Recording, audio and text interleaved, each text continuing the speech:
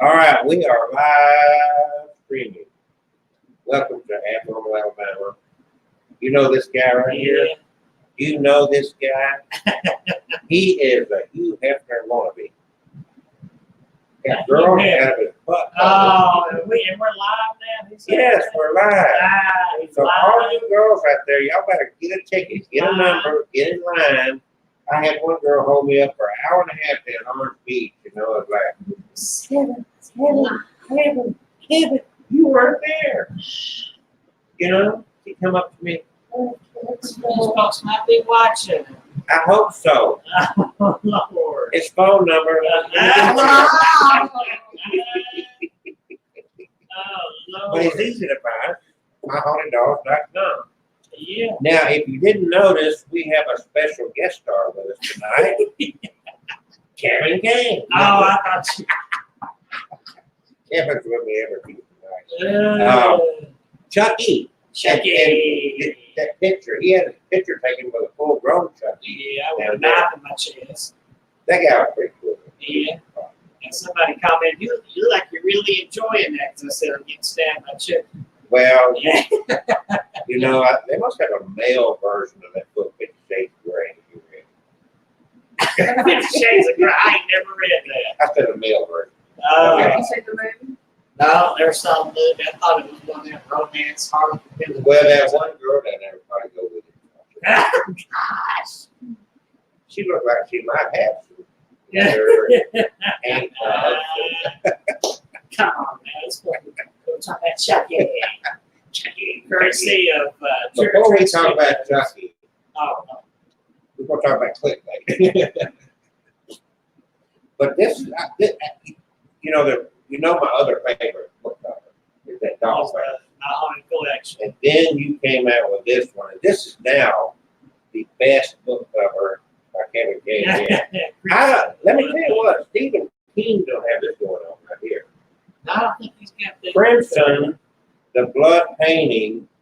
If you haven't got that book, you got to get it. And here's what you need to do. You need to contact him via his website, myhaunteddogs.com, because he has some sitting in the trunk of his car that he'll autograph for you. So you don't have to wait on Amazon. You get it directly from him. And what have you been asking for? $15. And shipping? Yeah, plus shipping. Okay, so give him 20 plus shipping, and he may even throw in a 8x20 glossy photo autograph of him.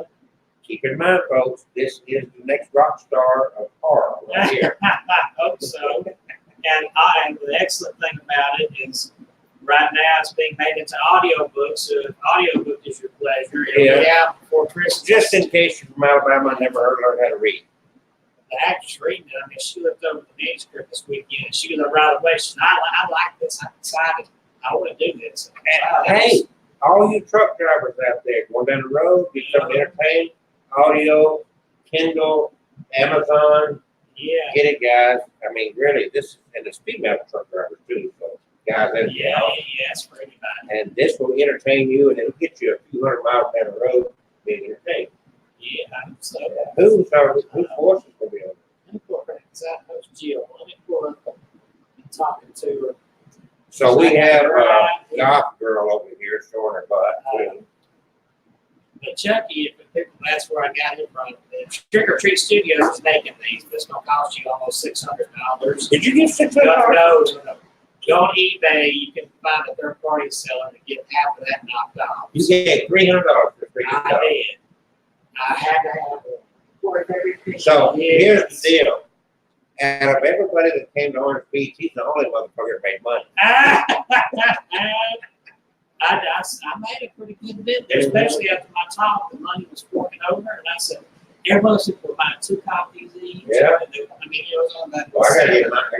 You gotta help her with her book, right? You gotta Yeah, help I went on that. her. Get with it, girl. I don't care how sick you are, you're never too sick to write. At my surgery, Kevin and I are going to finish the book. You can do it during surgery. While they're cutting on you, just have it. Well, I gotta teach y'all about productivity and multitasking. it might be a full book if we do a high like that. But think of the blood spills on the book. That could be a good seller. Okay. Crimson. All right, so that's what we got, and if you own another, first of all, the platform we're using for streaming has improved, it got better. Okay. So we're now streaming on both Facebook and YouTube at the same time. Okay, that's Boom, okay? Now we also got Sweetheart Carolina, she's back, and she's on the live stream as well, folks, so, watch for her. There's gonna be Sweetheart Carolina t-shirts, there's a Sweetheart Haunted Carolina freaking book coming out Yeah. that Kevin, superstar Kevin, is gonna help co-author this. And then guess what? You then can not only get both their signatures on the book, you can get a picture of both of them together, 8x10 glossy photo, and they'll both sign it. And then if you happen to see them out on the street somewhere, stop over there, take a selfie for $5. I got the actress's name that's doing my audio. Oh, here we go, the audio book. Lynn R. Thomas, and she's got a slew of audio books. So you listen to her. No, I listen to her voice. she got a good spooky voice. She got to go. She does mystery suspense. And she's got a slew in her name. So I was honored that she liked me like that. She grabbed it, she was her.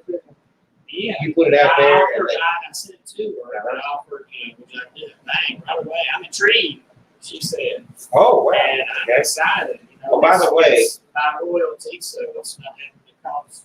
I shared that post with every paranormal group that we're in the UK. The audio. Oh, Yeah. So hopefully, I'm trying to help this guy out, because one day he may help me out. I don't know. One night I helped him out. I thought I brought my shining face down to the Crypticon. I was still Shining face. Yeah, but all them girls swarming around. Where we get to? Ah, Where's Kevin? Oh, you know them girls? Kevin Hefner. Okay. Kevin, Kevin Hefner.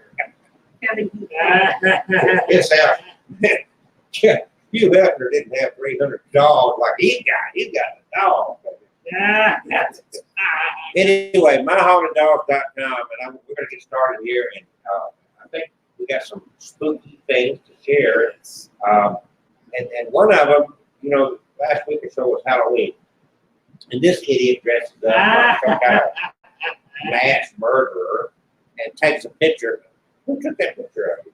I took it. I held up the selfie and the one with me standing. Yeah. I did a timer on the selfie. Okay, because I thought, I think that was in your house, wasn't it? Yes. And I just wondered, because I thought, well, and you didn't even notice this, but we'll pull that picture up in a second. But first of all, Abnormal Alabama, we are getting more subscribers on our YouTube channel. Please hit the subscribe button. Go over here. How many more you like to do about? Should be, I think, 75. Get over here with him. He also does, you put your podcast on YouTube as well? Recording? That's just on Podbean and iTunes. You Okay. can get to it at myhaunteddogs.com. Subscribe to his YouTube channel. He's almost got to where he just needs a few more so he can drive down the road streaming live. We are live in my car. So anyway, do that for Kevin, and then subscribe to us and join us over on Facebook, Abnormal Alabama Facebook. We really appreciate that. We need your assistance. yes, and people's going from the hospital today. Okay. Also, he's got a Patreon account, right? Yes. Patreon.com/myhaunteddogs. I still need that. I need to go out there and edit the wording on that, but I think it's the first tier is awesome fan with a shout out. It's just like $1 or $2 a month. If we go $5 a month, you're gonna get an autographed photo, shout out. Woo! If you do $10 a month, you're gonna get every time I put out a book, you're gonna get a free autographed book and the photo and the Would shout that outs. include the Sweet Home Carolina book too? I can do that. Yeah. Okay. And don't forget us. We have a Patreon account, Abnormal Alabama. Yes. So I'm not like Kevin. He's got the brand everything Kevin King, but ours is just Abnormal Alabama. Well, actually, it's not. Haunted Dogs is his thing. So now we're going to get into, he's going to talk about his hauntings and all these in your house. yes, all these are in my house, all these photos, All so. right, so Halloween, when you dress, I'm gonna go ahead and put this up there. Is that the way you answer the door with trick or treaters, or you go out in the Yeah, I yard? was actually sitting outside. Another picture of me and Chucky sitting next to me outside Okay, in my driveway. I had some chairs just sitting there. you get a lot of kids. And I had, oh yeah, we always have a mess between 6 and 8 o'clock. There's a Bet ton of I bet they love you. and most of them came up and loved my costume. There were a few that didn't want to come up too close. But several people took pictures of me with their kids behind me. So I was a celebrity for a little while. Well, now, if you people are tuned into this picture, on his, just a little bit above his knee, on the, what would be looking at it on the left-hand side, it would actually be on his right side of the picture. And you see, what is this? It looks like, and the next picture up close, get closer to the picture, but it looks like not a hand. That's a different one. There, we'll get to it. There it is. It looks like a hand wrapping around my leg. Now, when I posted the picture, I didn't see a thing. When I took it, I didn't see a thing. And then Judy, who I was talking about earlier, my little fan, she Another commented and said, looks like, another one of his many girlfriends. she said, looks like somebody's pulling your leg. And I thought she was making a joke something like that. And then I stopped with the picture, and sure enough, there's that white-looking wispy thing wrapping around my leg. And part of me wanted to say, skeptically, I thought, well, maybe it's a reflection off that refrigerator back there. But no, it's coming around the front of my leg. My leg would have blocked out any reflection back there. That does look like a hand. It looks like a hand wrapping around. You didn't feel anything. I didn't feel a thing. Yeah, Alright. I guess it could be a child saying that. I think one of my haunted collection spirits was getting the Halloween spirit, decided to give me a little surprise there. And I appreciate it. I don't think I didn't feel a grab. I think that was purely having fun, whoever it was. Were all these done on Halloween night, or these different times? Those pictures are different times, going back the last So, 5 years. Let's see what we got here. That's in your house. That's what it, That one is the ghost cat. I think that's the one without the outline. We'll start with that, or if you want to show that. this one. This one. That's Robin. I think it's going to be that one, or it's going to be that one. That's two. I clicked on that. And see. You know what? Maybe I can look at the same two That turkey ball is so cute. pictures. All right, let me go back because I think I accidentally let me add here.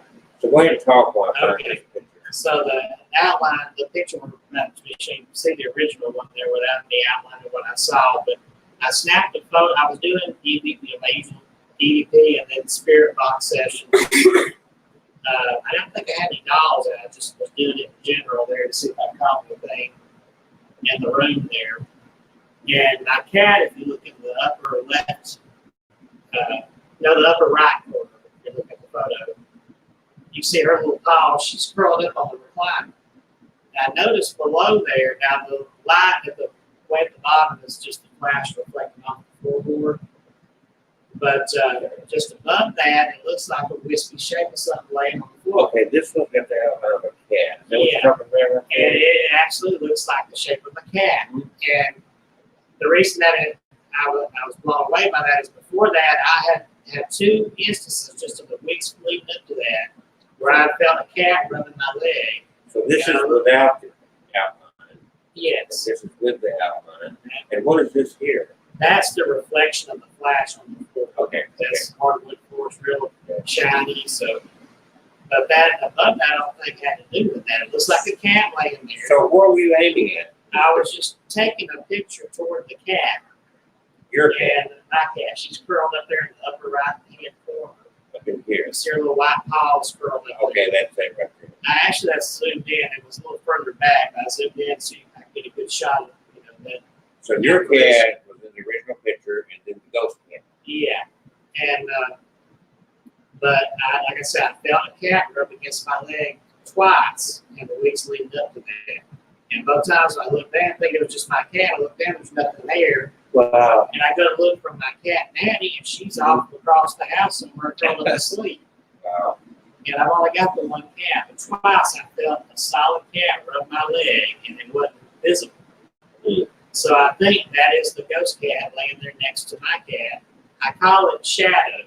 I named the ghost cat Shadow. That's because we need Yeah. spirit. Oh, Stealing. this is years. Plagiarized. No, it's years before I saw it out. This was probably 2015, 16. Oh, that's the older picture there. Okay, so that's the ghost cat. Yeah, that's Shadow.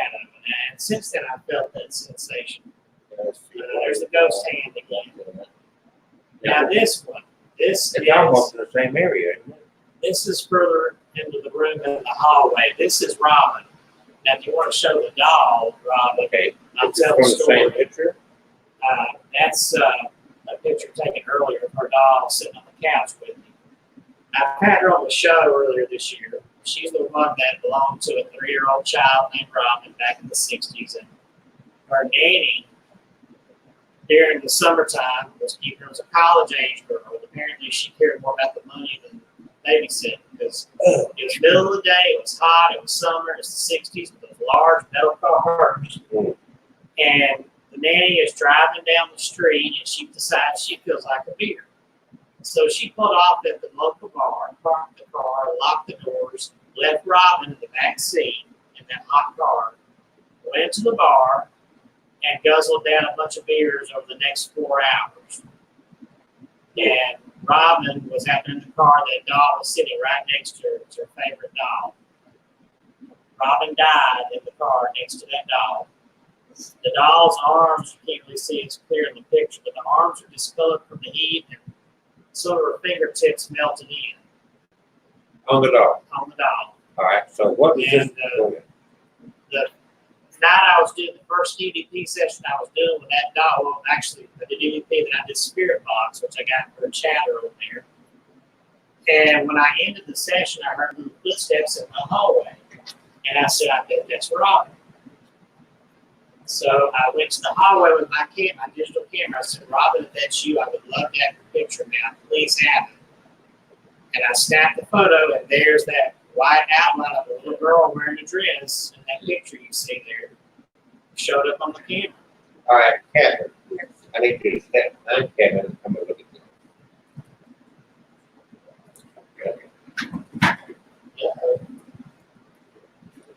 Look, we're streaming Sweet Home Caroline, and I want you to see what's beside Sweet Home Caroline. It looks Right. like, Do you see that shape right there? it looks like a hooded. That's creepy. I just noticed that while you were talking. I'm sorry. I got to walk over here and look and see. Isn't that creepy? That is creepy. It's like you know what? It looks like a burial shroud. Yeah, the black. It's a white hooded, yeah. I don't see any. And your reflection is not in here. Well, that is. There you go. But that is right. Okay. That's Okay. That is her right there. That's the bag There sticking you up go. there. Keep on, keep on. But that was wow. You got to admit. It was the handle of the bag. It was the handle of a plastic bag. Dang, girl. Oh, I that- wish you had to move that. Now we got it debunked. Yeah, Well, that's what we do though. We yeah, want to know. yeah, we do. You know? But that you got to admit when I think you saw that, it's like whoa. Yeah. Okay. So yeah, that was the apparition of Robin that showed up in the hallway, Okay. and that was just amazing. So what? You talking about these shapes here? Yeah, that white shape there. Like almost triangles. Yeah, it's almost like a little dress, and some people point out they see almost like a little head with hair flowing. Okay, down. so up here, this would be the legs down here under the dress. Yeah. Is that what you're saying? Yeah. Okay. Yeah, the dress is coming down here. And then what would this be up here? I don't know, but she had little. Two of them floating around. I could be two of them We're floating. having a party. Or it just looks like she's wearing a little. What do you call that? Brides wear a veil. A veil. Yeah, Veil. yeah. On a tree. Uh, Okay. All right, let's go. The next. The next one is pretty cool. Oh, that's that's the all. original. Wow. This is That's an arm. Is that what that is? yeah, it's an arm and it's a torso. You see the side Yeah. there. reaching for something on your table. The wide object here on the Yeah. right is my shoulder. I was wearing a light colored shirt. And usually, I learned this when I visited at Pearl's Plantation, way back a decade or two ago. When you're walking around a haunted place, always try aiming the camera behind you over your shoulder, snap pictures, see if you catch something following you. And I've caught some things doing that. So you were facing this way. And I face it toward the camera, and I'm snapping it over my shoulder. And what's odd and heartwarming at the same time is when I snap that, I'm walking right by Granddaddy Odom's antique radio that I inherited from him and his pipes. And he's dead. And he passed away in 2007. So he's been dead over a decade. This was, I think, 2016 when I caught this. So this is in your new place. The radio in my room was down. Well, one day my cousin and I were arguing, and all of a sudden my pot full of radio, and big radio started playing music. I mean, just bam out of nowhere. Went over there because I was going to unplug it, and everything was plugged in. Listen, Ah! for years, in my nightstand by my bed. I forgot I had it. A little bitty silver transistor radio playing up in, right on AAA that way back. That thing has been in that drawer literally for years. Hadn't even thought about it, forgot it was there. One day, all of a sudden, I hear music. Where is this music coming from? I looked, I couldn't figure it out. Finally, open the drawer. The radio's on. It's playing. Okay. So I fiddled with it, got it off, and laid it back. I thought, that is weird. Next day, same freaking thing. I finally took the batteries out. But that thing is like, usually batteries don't last that long. You know, I mean, literally, when I say it, that radio had to be there 5-6 years. I forgot about it. A little bit of silver transistor radio, antenna pulled down, blah, blah, blah. Just man, all of a sudden after all that time. That reminds me of the story. I'll send you the picture, but that Oh, reminds I'm me of the sorry. story that that's of Catherine Tucker Linden So this, told in 13th Tennessee Ghost about that pastor's grandson. The pastor was this wonderful, nice old man. He always wore a pocket watch. And when there was a story that they had seen, weird things around his property, and so they already kind of believed in ghosts. But after he died, I think he told his grandson, somehow I'm busy. And after he died, his grandson inherited the pocket watch. He's a grown man now, got a wife and a kid. He had the pocket watch hadn't worked in a long time, so it was stopped at whatever time it died. He put the pocket watch in his dresser drawers. One night, not long after that, he and his wife were going to bed. And they stopped. She stops them, and they're about to lay down. And she says, "Listen." And they heard a noise across the room in the dresser drawer. He described it as what sounds like a watch being wound. And he gets up and he goes slowly toward the dresser drawer. When he gets there, it stops. He opens the drawer and looks in and picks up the pocket watch. And not only is it now running, but it's set on the exact correct time. He said, "Looks like Grandpa just made me this." That's in that 13 Tennessee Ghost. But yeah, getting back to that picture, did you show the one with the outline? yes, I did the outline and then the one without the outline. The torso? There's the outline, without the outline. Yeah. And then the other one's the one that the outline. And I believe that's my granddaddy Oda. It looks like he's about to hug me. And he wore a white t-shirt sometimes. And I'll never forget, he always smelled of, Yeah. and that's the cat. You can see his belly. Yeah, there's is that with the outline? That's with the outline. Yes. Okay, and what was that? That That was, was with the that's outline. without. Yeah, That was okay. just a duplicate of the outline. Okay.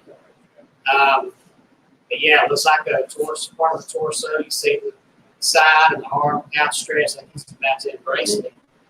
And from behind, that just melted my heart when I knew what it was. That's my granddaddy Oda. Yeah, I see your heart melting right there. The bad thing about it is that you look pretty good like that. I look like the original Michael. That's the 1978 Myers mask that Trick or Treat Studios just put out this year. You are, you really had a lot of fun. I do. I love the Halloween movie. I love Michael Myers. So I we think got, he kills people, but he's scary as all get. yeah, we got December 13th coming around, and we're gonna have a little party down here. Not a, you know, I mean, we're trying to control this guy to get too drunk. We're watching Friday the 13th in 3D. Yeah, part 3D, and I've got to get a Blu-ray player, I guess, right? I'll bring some glasses. I don't know I'm about gonna bring my popcorn popper thing. So you like popcorn? Don't you? Yes. Yeah. And yeah, we'll have some fun. Yeah. That's on a Friday, it's the 13th, and we'll have some fun. And we'll just let Friday the 13th. I got 10 of those fancy 3D glasses. It's like sunglasses, but Yeah. it's got the red and blue lens. I So- either got 7 or 10 pair. In- I got a couple of pairs. Yeah, anybody that wants to join us, we got room for a handful of people down here, 1430 Highway 47 South.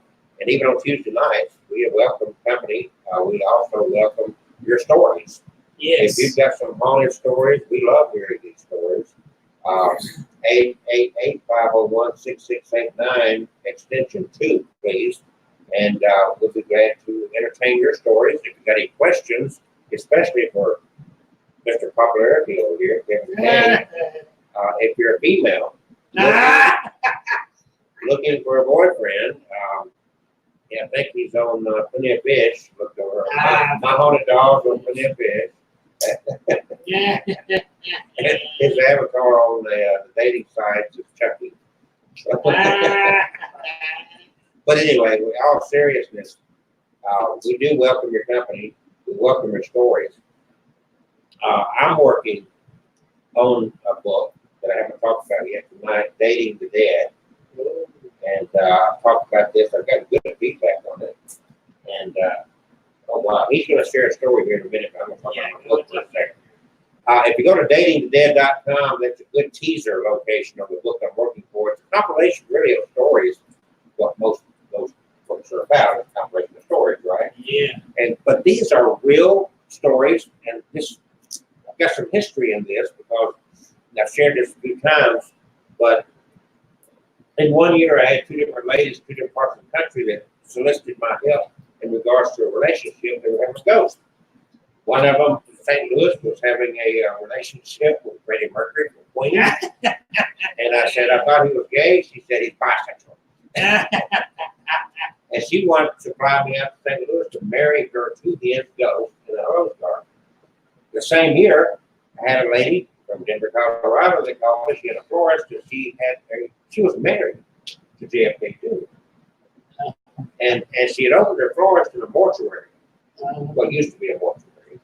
And I guess there was evil spirits there that bullied her husband away, and she solicited my help to get her husband back, JFK Jr. So I've had that experience. Of course, most of us have known for a long time and heard the term incubus, succubus. Yeah. And those are more, not quite benevolent spirits. They're more like rapists in the middle of the night. They're kind of like uninvited sexual relationships. A lot of people remember the story just a few years back of a lady that married the ghost of a pirate. Remember that story? Yes. And then even more recent than that, there's another lady that had sexual relations with 20 ghosts. Good grief. I read prolific. And, and she fell in love with the 21st one. She was a ghost story. Well, so in the article, let me pull up my website. I'm not going to share it on here, but datingthedead.com, and there's a funny little thing I put there, datingthedead.com, and I'll let you, because I shared the highlights of these stories. There's going to be more detail in my books, and I'm also trying to track some of these people down to interview them. They're sincere. First of all, also, there's a name for this kind of stuff. Spectrophilia. Having alleged sexual encounters with ghosts. How many ghosts did you do? None. How many have you do? None. That you remember? Listen, while I sleep, didn't know. Well, here's the funny part of this. So here's the funny part. This one ends with this is a case of once you go ghost, you can never go back. But this is really interesting stuff. I mean, this is like this is not fiction. This is what people believe. And on this page right here, I really need to change the title of that, but there's a lot of history with this. The Roman Catholics, they have saints. In fact, you and I are the only living saints here. And what do? They communicate with these saints, don't they? They invoke or they, so they're actually having some kind of relationship with dead people. Is that right or not? Yeah. So the Catholics are into that. Here's the history. South Korea, they have their history with it. Germany, South Africa, Japan, ghost marriage, and all this stuff. And then Mormons, one of the largest, very large, I'm not saying one of the largest, but Church of Jesus Christ of Latter-day Saints, they're Mormons. They come knocking on your door. Have you heard of that? I've always got Jehovah's Witness. Yeah. But anyway, the Mormons, they not only baptize for the dead, but they marry the dead. Wow. So, they're big for genealogy, and the reason is because they have like their sacraments, kind of like the Catholic Church does. So what happens is that they research like, oh, my great granddad and great grandmother have been dead for 500 years, never got married in the church, so we got to get them married in the church. So I'm going to stand up for my granddad in proxy of his ghost. You see what I'm saying? They have this ritualistic marriage of two ghosts in the church. So this is a really phenomenal thing. And I've got all kinds of stories over there, but that's the whole thing with this one. Of course. He's sitting there going, That made me remember a story on the news a few years ago. Did y'all see that? I guess it's in Europe somewhere where they raided that man's house. They had a rash of death of corpses of children, those little girls. Yep. And I don't know what led them to him, but they raided his house. They found these little girls' bodies and made them into dolls. oh yeah, I remember that. What they call it, taxidermy. Taxidermy. I don't. And made dolls out of doll collection of dead Yes. bodies. There's the case of the guy down in Florida that his young bride died and he kept her body around forever. You remember that story, kind of? Yeah. And then there's another case that some culture, I don't know if it's down South America or in Africa, but every year they dig up their dead relatives, wash the bodies, dress them, and live with them for a little while before they rebury them. There's one with a picture out there. I want to say it was in Mexico somewhere with this man. It was his wife or daughter, a very beautiful woman, died young, maybe in her 20s or early 30s, and he couldn't bear to bury her. So he preserved her body and turned into a mannequin. Mm-hmm. And it's in the store window. Yep, I remember There's a that one. picture out there. I think she's wearing a bridal gown and a mannequin, but it's a corpse inside there. I mean, When I was a kid, we had the little fairs that come around the parking lots, like the Kmarts and whatnot. And there was always this one that would have the remains of what they claimed was like Marilyn Monroe. yeah, Do you remember any of that in your lifetime? I think so. I mean, now you got to go like this. Billy the Kid. I think Yeah. his remains. We've got this very interesting relationship with dead people. In fact, when you're dealing with your dog, I'm not putting you down. Serious though, when you're dealing with your dogs, you're telling stories of the owners of these dogs, the little girls. You're actually dealing with your EVPs. You're hoping to communicate with the dead, right? So we've got this interesting relationship. I find it fascinating. I'm not doing this in a critical way. I'm just sharing all this stuff. A lot of people don't think about it. Like the Mormons, that people don't think. They actually bury for the dead. So don't pick on Kevin with his dogs if you're Mormon, because you ain't got room to talk, brother. Brother, sister, you got Yeah, good. Now listen to this. And if you are Catholic and you're looking for a saint to intervene for you, you don't have. Here, Kevin's the saint. You can deal with a flesh and blood saint right here. Okay. Gotta work on his website. Kevin.org. Okay.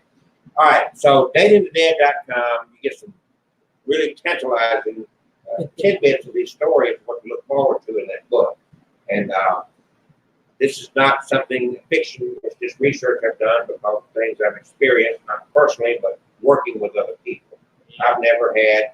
There's times that I was so lonely, I was laying in bed thinking, I wish some of those would have love on me.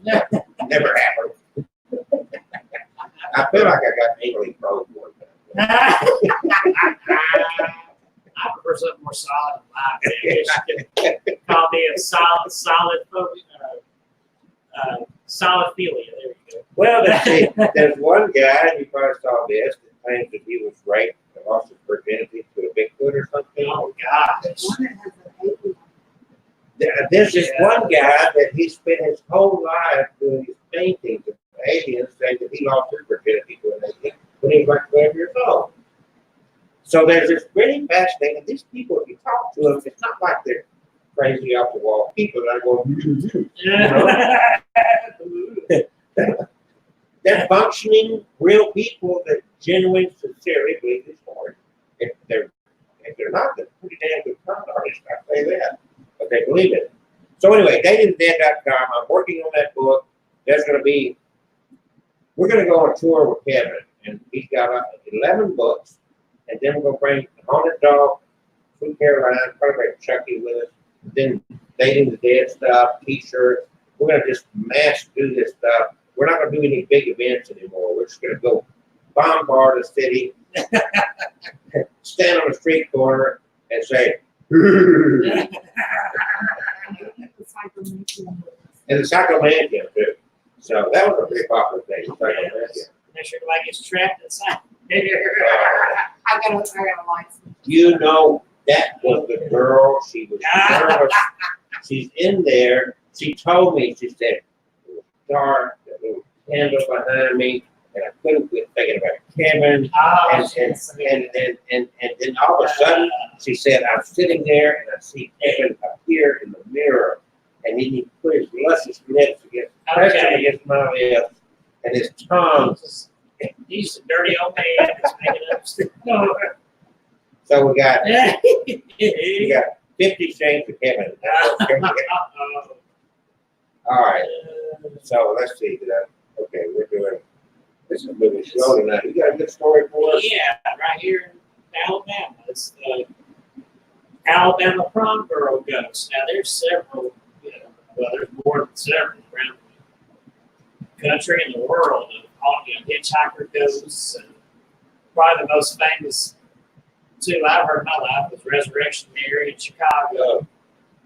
A lot of stories with her. Have you heard of Resurrection Mary? I've heard of it. I don't remember the story. I can tell that. And then here in Alabama, the place people always talk about is Bayview. I think it's in Louisville, Bayview Bridge, and there's haunted hitchhikers. This is like Crybaby. It's got a female spirit. It's a girl that my grandmother thought that she believed it really happened. A girl crashed her car off the bridge. It used to be a covered bridge back in the 50s. Eventually, they turned it into a more modern cement bridge. I've been there. They said late at night around midnight, you could see her spirit walk across the bridge. And when you're driving over it, she might just hop into your car. Bayview Bridge, I believe this is the Volga area of Alabama. Okay, and Mulga, that's what I don't surprise you because it's meant that. But my grandparents, God love them, in the early 90s, I was in middle school, and I was fascinated by the story, and I said, I'm going to go out there one midnight and see if I see a ghost.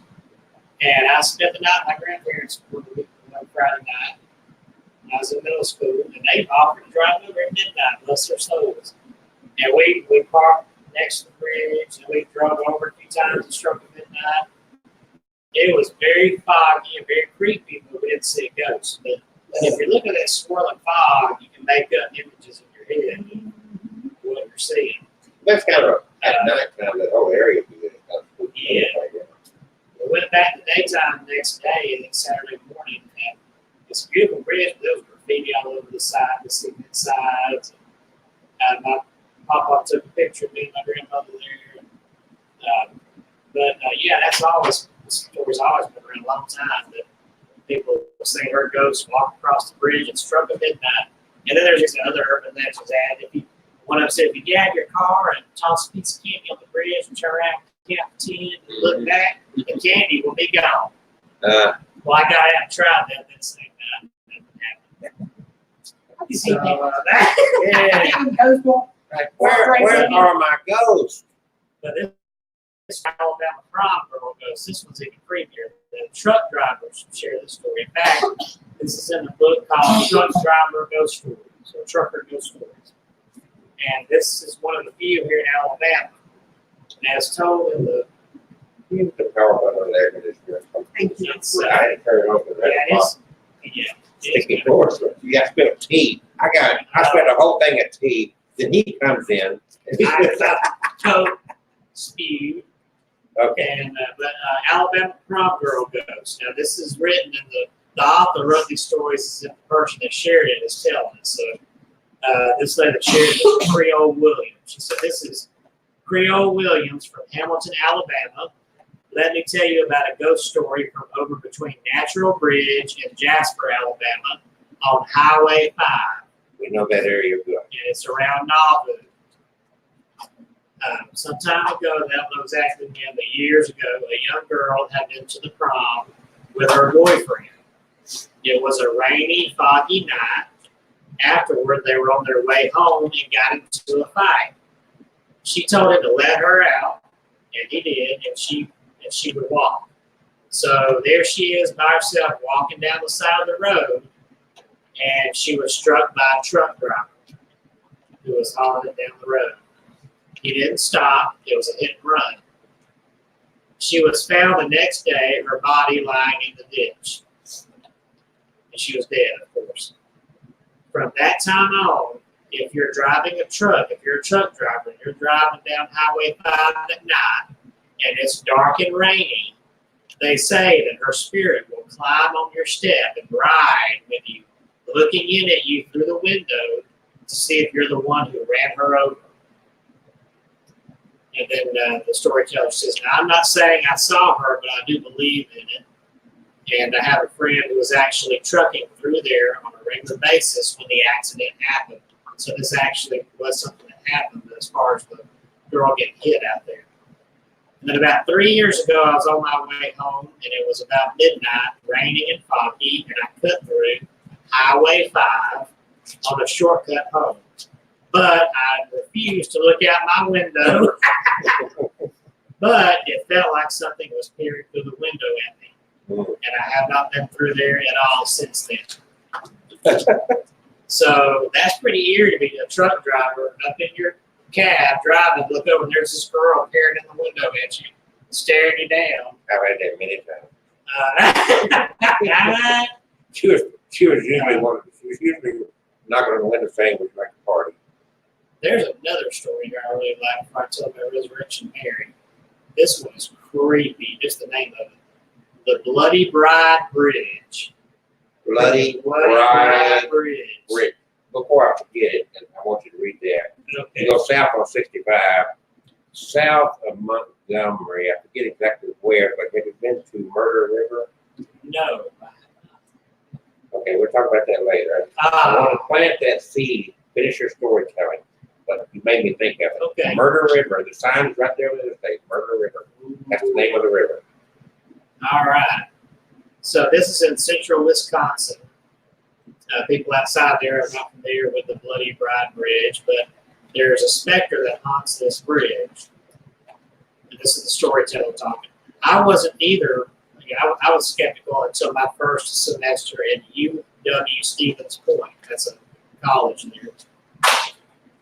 My friend, a librarian named Alice, who was an older woman, she always offered great literary recommendations in the library, but she also had a mental archive of the haunted legends that were woven throughout Stevens Point's history.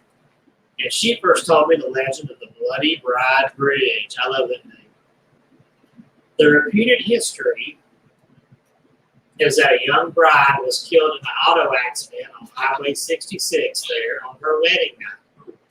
However, the Stevens Point Police Department have no record of a bride ever being killed there.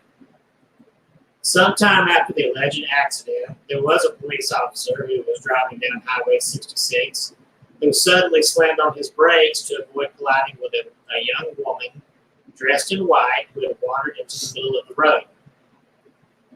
There was no thud, no impact at all, but it looked like he had driven his vehicle right into her. When the squad car came to a stop, he got out and looked for the woman, but he found no woman, no bloodshed, nothing. Now we'll skip over. The rumor, according to the librarian, is if you park your car on Bloody Bride Bridge at midnight, the bride will appear inside your vehicle.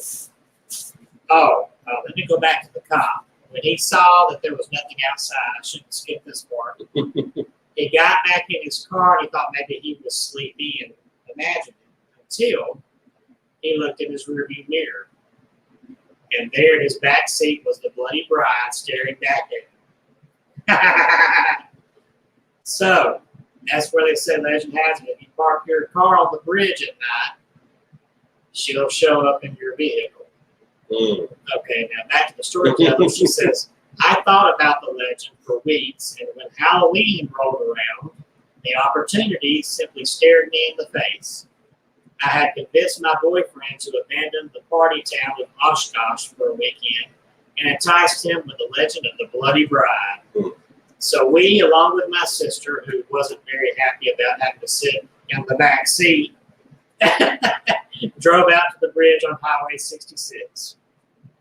The moon peeked out over the black spires of the pine trees. That's a good storytelling. Lighting the world just enough so that everything was in silhouette.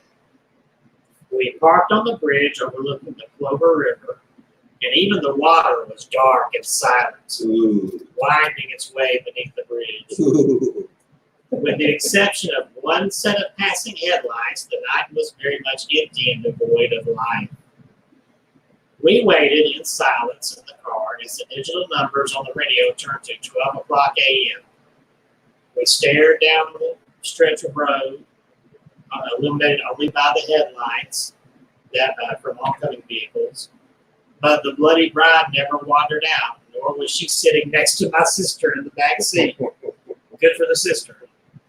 Well, a quarter of an hour passed, and our pulses slowed down, the sweat evaporated from the backs of our necks, and we realized that the legend of the Bloody Bride was just a legend. Not even requiring a nod of acceptance, my boyfriend turned the key in the ignition and cranked on the heat. Even though I had been holding my hands close to my body, they had turned to ice. The radio came back on, but every channel was static, and it screeched like a metal screw scraping out a glass pane. As I twisted Say that the again. dial, Screech like a screeched like a metal metal screw scraping down a glass pane. I'm sorry, that caught my attention. Yeah, as I twisted the dial to shut it back off. My boyfriend switched on the headlights on bright, and there she stood in the middle of the road as though she had been there the entire time, waiting, daring us to accelerate forward. Her appearance was so palpable, so tragically lifelike, that if I had not known the legend, I would have sworn that she was the victim of an accident that had happened only seconds before. She's a fresh looking But this had been decades ago. A fresh corpse. Blood matted her dark hair to her scalp and soiled her lace dress. A scarlet laceration across her chest marked with a seatbelt and carved into her flesh. One leg appeared broken. This is creepy. Bent at an awkward angle, and yet she stood straight. Before I could brace myself, the car was careening backward down Highway 66 as my boyfriend took off. My head was pinned to the headrest. I could only stare straight ahead at the bloody bride who graced the bridge and watched us fly away. The tires screamed on the asphalt as my boyfriend wrenched the car into a U-turn, and we raced back to Stevens Point. We we likely shattered the speed limit, but all we knew was that we had to get as far away from that bridge as possible. And I never returned to Bloody Bride Bridge. Bloody Bride. And That's I a don't good think story, though, right? I read that today and I was so entertained. While you're looking for another story to share, I found this guy. And I want to share this one. Okay. The guy that paints the sex he allegedly had with aliens. Okay. When he was 17, David Huggins says he lost his virginity to an extraterrestrial. Ooh. And there he is. And I'm not going to describe the picture. Oh, that's crazy. Losing your virginity is supposed to be memorable. Most people look back on the act with affection and maybe even a little embarrassment. But David Huggins says the first time he had sex was out of this world, more than most. When I was 17, I lost my virginity to a female extraterrestrial. Oh, boy. The 74-year-old says in a documentary about him called Love and Saucers. Love and saucers. We're not talking about coffee cup saucers. No, we're talking flying saucers. That's all I can say about that, he said. UFOs. The coitus in question allegedly went down in 1961 when Huggins was a teenager living on his parents' farm in rural Georgia. It wasn't the first time extraterrestrials had appeared to him. He'd been seeing strange creatures since he was 8. Oh.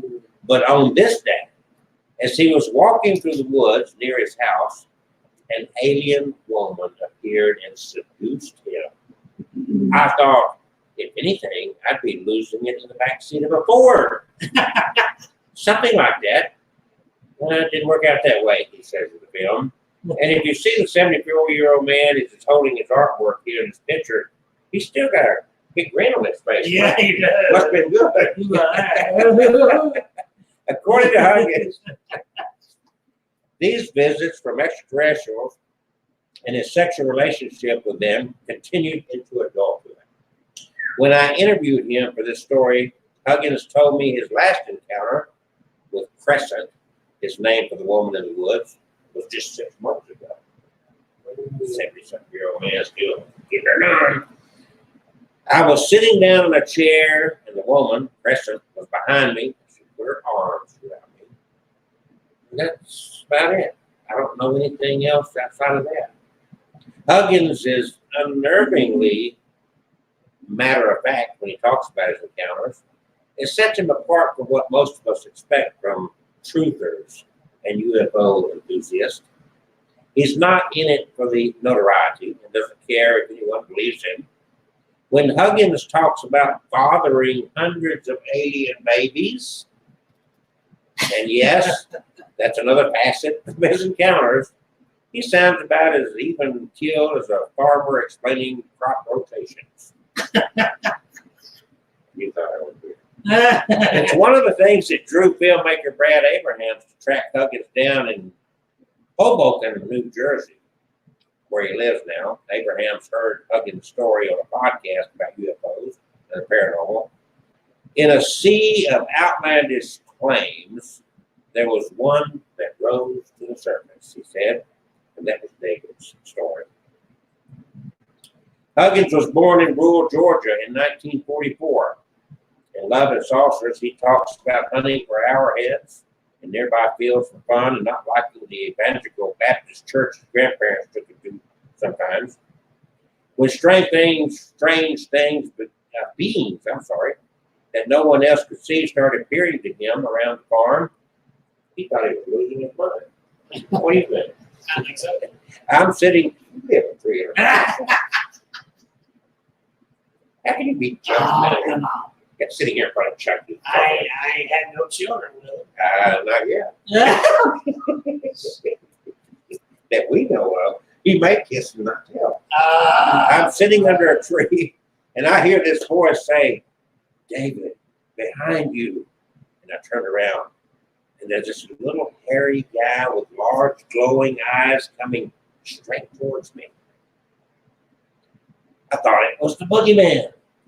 I didn't know what to think about it. He says in the film, another day, an insect-like being that reminded Huggins of a praying mantis appeared.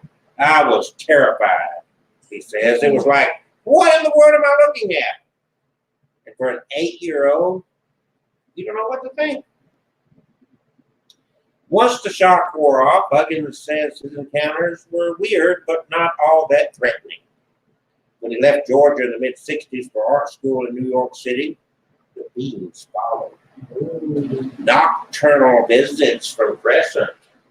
The E.T. who deflowered him became routine. My relationship with Crescent was warm and friendly. A little strange. What do I mean a little? Very strange. She was my girlfriend, really, Huggins says in the film. A very unconventional relationship. Yes. One of the first paintings Huggins ever made was of him and Crescent having sex. The painting's not really all that good. It's freaky. She was on top of me. I reached a climax. Then she and the insect being leave. I guess the insect being was a voyeur. Maybe it's the other one. Who knows? They had extraterrestrial porn. Similar paintings fill his apartment. They're surreal and a little childlike, dominated by deep blues and greens. This is another thing that sets Huggins apart from most people with alien abduction stories. He paints his encounters. It started in 1987 when Huggins started remembering details from the early visits. He says the deluge was triggered by Bud Hopkins' book, Intruders, The Incredible Visitations at Copley Woods.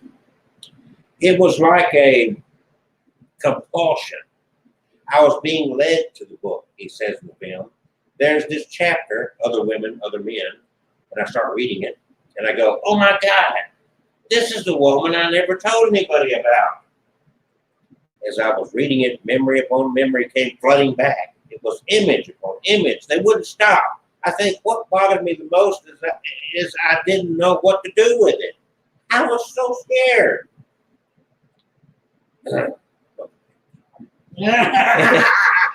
It seemed like him. You didn't hear that. It seemed like he was almost that he was going crazy from not being able to process these experiences that happened to him. How would you process? Start having flood of memories, right? Right. Which doll are you sleeping with tonight? Run away. What are they? Why him? It really sounded like he was losing his grip on his life and reality, Abrahams told me. And then, apparently, he got this message from beings that he should paint the experiences.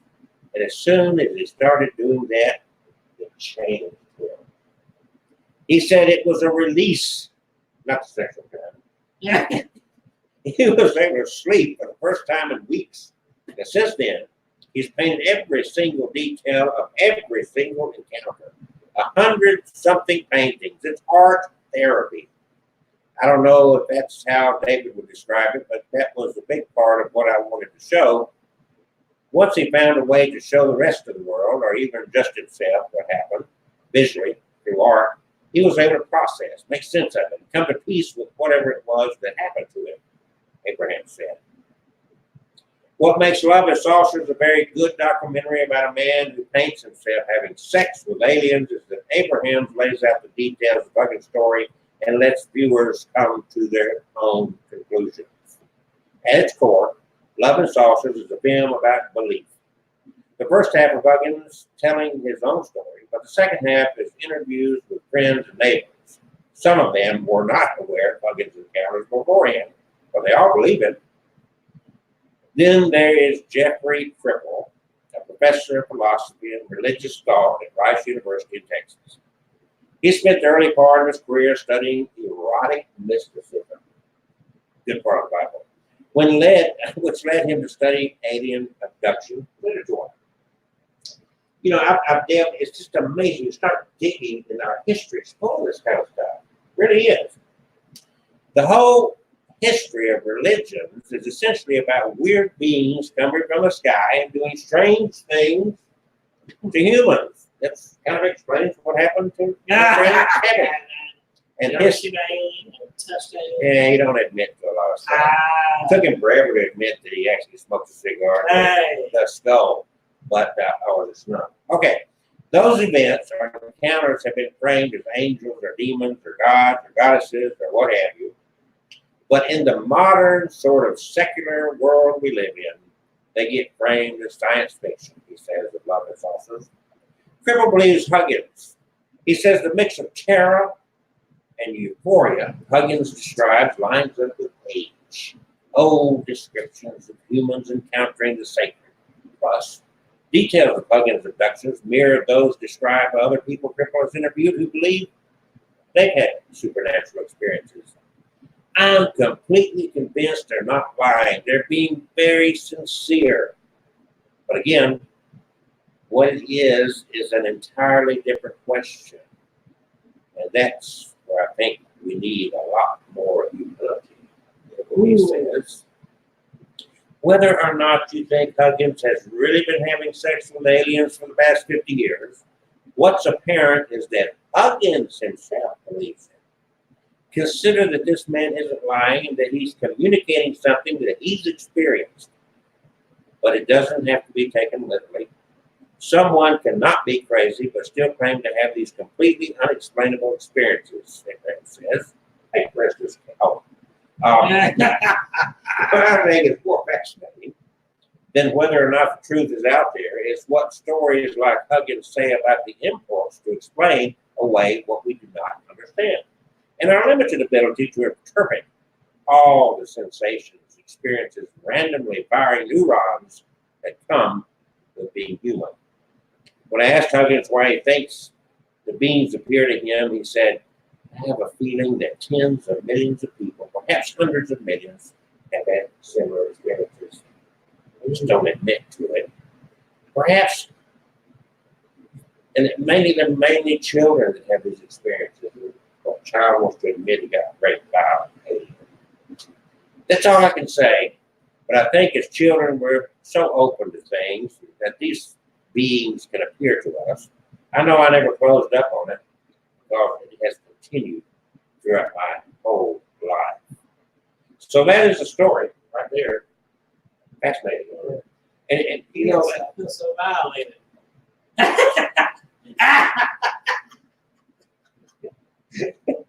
okay. My brain has been violated. You're wrong. Okay. we are. I do hope y'all enjoy some of the storytelling. We found another one that you want to get into? Yeah, Okay. mentioned, Resurrection Mary?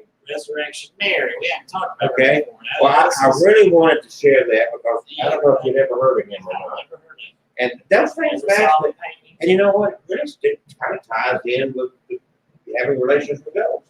Yeah. Because how do you know it's the ghost or an alien? I mean, how can you distinguish between, you know, is there a different kind of anal probe that takes place with one from the other? How do you distinguish? Maybe all these are not ghosts, but aliens. Or maybe they're all ghosts and not aliens. Think about it. I want you to go home and sleep on this tonight. It sounds You might want to use your chastity belt It tonight. sounds like a very, very special episode of The Twilight Zone. It's 8 o'clock at normalalabama.com, myhaunteddogs.com. We're sharing some wonderful, interesting stories. And him and I are just kind of going back and forth with stories. And Yeah. are you having fun with it? Yes, I've had fun. I thought that was great. Okay. If you're coming down 47 South here in Columbiana, you will pass the building. We got it lit up here. Yeah, there was lights. Would that make it easier to find it? Yeah, because I almost drove by in the dark because it's dark out now. I thought, well, yeah, we're gonna do this. I saw a light. They saw a light. I saw a light. So what we're doing now, we're streaming the software update. The platform we're using for doing our live streams was updated recently, and we're able to stream in 2 locations at once. So this is being live streamed both on our YouTube channel and on our Facebook page. Of course, Kevin, I think, shares this I shared it on his page my too. page and my wall. And then also over here in the office, 24/7, and it was shut down for a little bit, but Sweet Haunted Caroline is back to her webcam. I'm sorry, guys. She keeps her clothes on. It's not one of those webcams. Ah, Okay? she's a doll. So here's where we are. Watch her. Subscribe to our channels. Okay. He needs a few subscriptions. I need a bunch of subscriptions. I haven't really pushed on. I've been pushing on it for you than myself. Well, thank you. Again, I'm going to be your promoting for you. Ah, And I've already started. He didn't give me a book. I started reading the book, and I was going to read and review it for him, but he's kind of greedy. ah. But anyway, I call it clickbait, Crimson, Alabama, the blood painting, which I think is pretty neat. I'm not negative with it. I think it's pretty neat. That's clickbait. That's fun. A novel based on a true story, loosely based on a true story, I believe, correct? Yeah. And it's for sale. Before you order on Amazon, go to myhaunteddogs.com, contact Kevin. He's got a trunk full of these books, and he will personally autograph. If you're in the Birmingham area, he'll probably meet you if you buy him some coffee or a Jägermeister or something. Oh, Skull, I'm sorry. I don't think so. But yeah, in fact, if you want to meet you at the office here or whatever, we'll make arrangements. But if you want him to hand deliver, you can meet him somewhere, and I'm sure he'll be more than happy within reason. If you want to pay him to come to Atlanta, he will gladly, for $300, drive to Atlanta and sell you a book. If you pay $20 for his book and add another $7 for shipping, he will include an 8x10 glossy photo of himself in that. Yeah, I got There. a nice professional 8x10 with me. I've had it all. Yeah. So anyway, that's our advertisement at a half hour here. And he's going to talk about, Resurrection. where do you find these stories? This is that book I bought. That's a Kindle book. It's called Trucker Ghost Stories. All right. So And, you got to get into this powerful right here. This- Yeah. But this story I've heard since I was a kid. I think first time I saw Unsolved Mysteries with Robert Stack. They had I remember Resurrection Mary, and I'm sure the story will come together. It's up in the Chicago area. Isn't it? Okay, I'm going to let you tell the story. I'm not even Yeah, yet. I think I have to read it because I've seen it so many times. I can tell it. Yeah, either way, however you want to get across it. It's well, I have to remember this usually takes place in Willow Springs, Illinois, which is a quiet. Well, they say it's quiet, but what is quiet in Chicago? It's a suburb on the outskirts of Chicago. And, you know, when you said that, I want to have a conversation with people. Per capita, Birmingham is more dangerous than Chicago. Really? Yes. Wow. You got to keep in mind that in the Chicagoland area, there's like 8 million or more people. In Birmingham, there's only like 200,000-300,000. We have murder, violence. We are. Yeah, we had a higher crime And rate. Tuscaloosa's taking that with us too. You know that? We had, I think we were higher than New York at one point. I've been on the streets in Chicago. Chicago gets bad rap. Yeah. And it's a beautiful city. So But the main area is Archer Avenue. It's the name of the street. In fact, there's a cemetery there called Resurrection Cemetery, which probably is where the name Resurrection Mary came from. But Mary, there's different versions, but mostly the popular version. This is back in the 30s. A young girl went to a dance at the high school with her boyfriend. She left the dance early and decided she was going to walk home. And like my earlier story, she got hit by a car and killed. Mm. But now there are articles published about Mary in the news from that time. So this really, it's not an urban legend. This part really happened. It really wasn't Mary who was hit on the way home from a school dance. It's in their papers, so that's proof. They did a report on it. But after that, of course, like with a lot of instances like this, urban legends were born. People have claimed that when they've driven down Archer Avenue, either where she was killed or where she was buried at Resurrection Cemetery, they have seen the apparition of Mary walking down the street.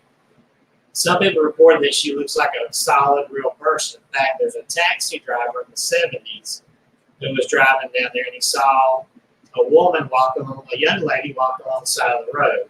She looked very sad with her head down. He pulled up next to her and asked her if she wanted to ride. She said, sure. And she gave him the address.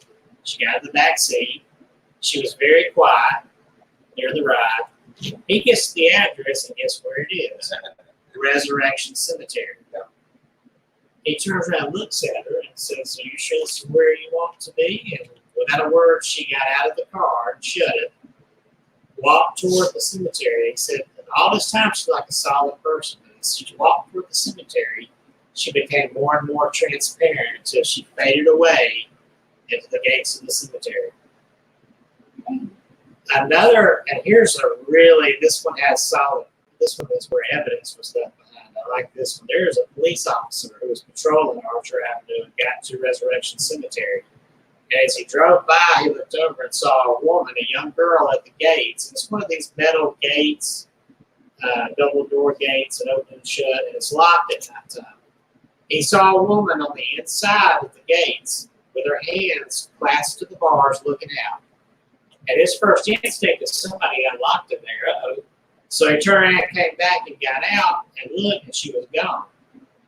So he took out his flashlight and went up to the gate to look, and where she had been standing on the 2 iron bars she was holding, handprints were burned into the bars. And those handprints are still there today. They can't explain that. There's just some evidence left behind.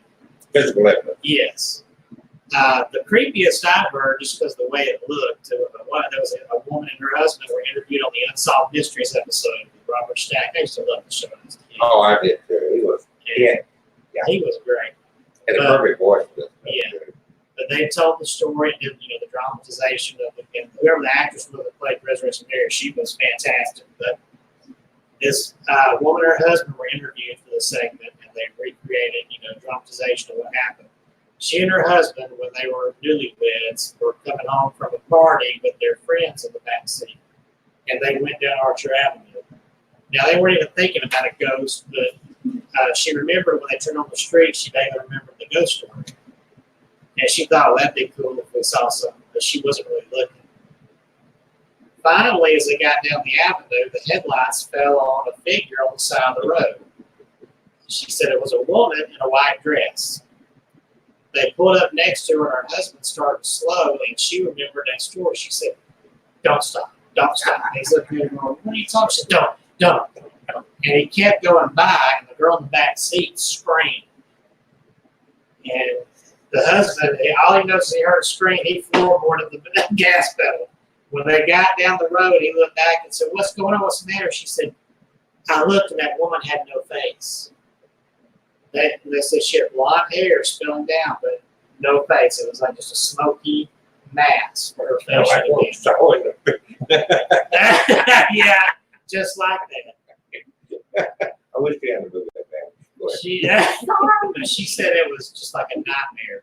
So when they're interviewing the couple, the husband kind of chuckled. He said, I didn't see the woman clearly. He said, I didn't see her. He said, I want to go back down that road and see if I can find her. The wife goes, no. I could care less to ever go back down Archer Avenue my entire life. But this spurned off a lot of the haunted hitchhiker, disappearing hitchhiker stories.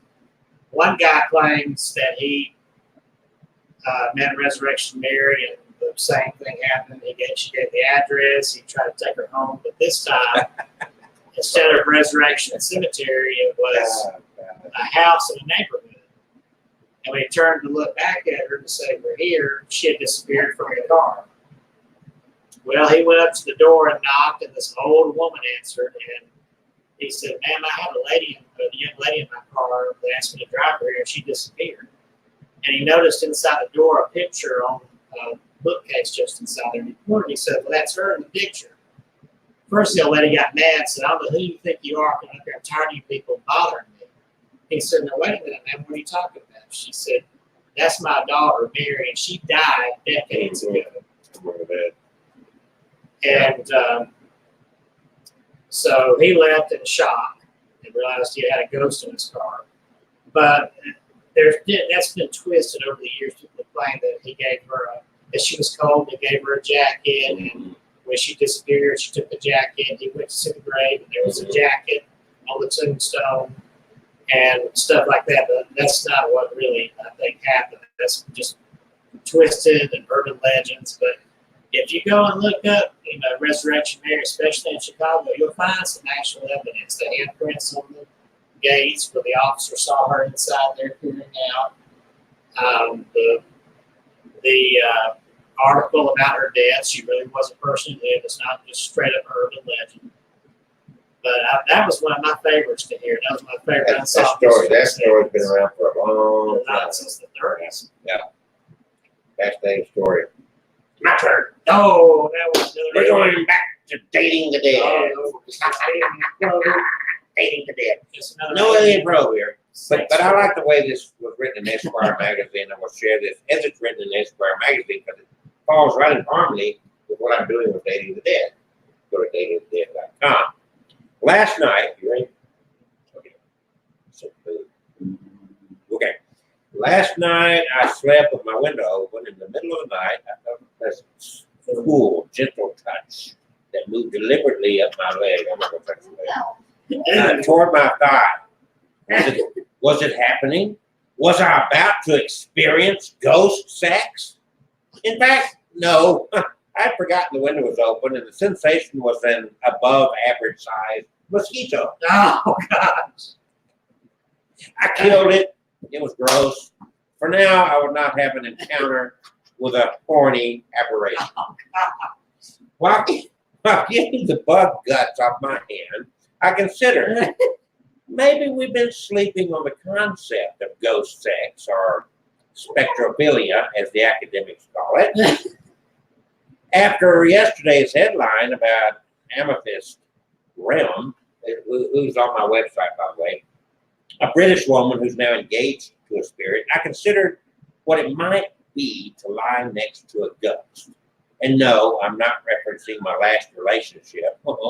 I'm talking a real ghost. How common is ghost sex, really? How many people are out there getting that ghost dick? Spectrophilia, I'm reading an article. Spectrophilia goes much deeper than I originally thought. There's a whole vocabulary. Incubus, not the band, is the male form of a demon or spirit. I'm trying to read a good story here. Who tries to impregnate women with his ghost sperm. Succubus, not the easy to care for plant. You want to hear this story? I'm hearing it. My ears are melting. Is a woman spirit who is just out here trying to get pregnant by a human man. And then there's Amethyst, who has a real connection and once screwed her ghost boyfriend in an airplane bathroom. Oh my God. Good for her. When I dove into the history of spectrophilia, it turns out a lot of people, real and fictional, have had experience hooking up with ghosts. You don't have to worry about STDs. Maybe G ghosts. Transmitted disease. You know the part. I didn't make this stuff up, so y'all can pick on me. I'm just sharing stuff, okay? This is not fiction. This is really stuff. Yeah. The popular, y'all be quiet. The popular, we're streaming here. Examples in fiction. Demi Moore, Patrick Swayze had quite a time at that pottery wheel. That's a good movie. And Izzy Stevens was having the best ghost sex of her life on Grey's Anatomy. Connie Britton got impregnated by one in American Horror Story. Remember that one? My life motto has always been, if it's good for Tammy Taylor, it's good for me. One of the most popular examples is with late model and playmate Anna Nicole Smith famously told FHM in 2004 about having slept with a ghost. I didn't realize that Anna Nicole Smith slept with a ghost. She actually was very drugged up. That's fine. I don't care about that part. I wasn't putting a lot of stock in that, but I was nothing short of stunned to find out that Dan Aykroyd told this very publication, Esquire, in an interview, that he had cuddled with a ghost as well. Dan Aykroyd. And that was Okay. in Ghostbusters. Now you cannot even, you know, That was in the Ghostbusters. Listen. Aykroyd because, yeah, maybe that guy was gay and he wanted to have some fun.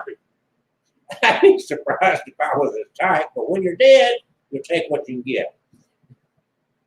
Leave it to a straight dude to assume every gay incubus wants to screw him. Oh my gosh. It's just, I'm reading this. I did not make this up. I would never write like We this. lost viewers. From there, the floodgates opened. It dropped to 0. There seemed to be a lot of, you gotta be quiet to share this story. This is not made up stuff. Listen, there seemed to be a lot of British women who experienced sensual ghost run-ins. Lucy Liu is in there too. But one of the more recent examples was when Kashaf reported to Ryan's Seacrest in 2012 that she went the whole way with a ghost. You hear all this stuff here? Yes, I'm hearing you. They drugged up people is what Yeah. they did. You know, how can you don't know these people? You know, I'm going to defend them. It's like Hollywood. once you go ghost, you can't go back. Did you find enough stories that you don't like me reading this? I said Jeff Goldblum in there. See, get your attention now. I'm sorry, folks, but this is real. I'm not making this stuff up. These people believe this. Who am I to argue? Your scientists were so preoccupied with whether or not they could, they didn't stop to think about if they should. That's Jeff Goldblum. You got one viewer. Okay, I'm not worried about that. We're having Now, fun. you're a scientist. I took a while. That's it. Oh, okay, wait a minute. Let's get back. now, Yeah, I knew. Okay, go ahead. your scientists were so preoccupied with whether or not they could that they did not stop to think if they should. That's Okay. a bad impression. That's a bad Just impression. because it's a non-corporeal spirit doesn't mean that it won't be a cleaner. What if they stick around and haunt your house? What if they drink all your almond milk? Almond milk is so expensive. If ghosts respected boundaries, then they likely wouldn't be showing up all surprise style to begin with. If you want to invite that kind of mystery into your home, be my guest. But the last thing I need is another mouth to feed. Is this still Jeff Goldblum talking? To paraphrase prolific hip hop trio TLC, don't go chasing poltergeists. In the meantime, keep your eye open for incubi and succubi, and perhaps invest in a good, Don't go chasing poltergeist. Oh, me. That is a genuine, folks. I did not make that up. And I know that this guy wants to act like he's embarrassed. He's not embarrassed. Trust me. He could have written this stuff himself. He lives with over 300 freaking dogs. Put alcohol in it before I can. Some cold. Oh, we need a brew.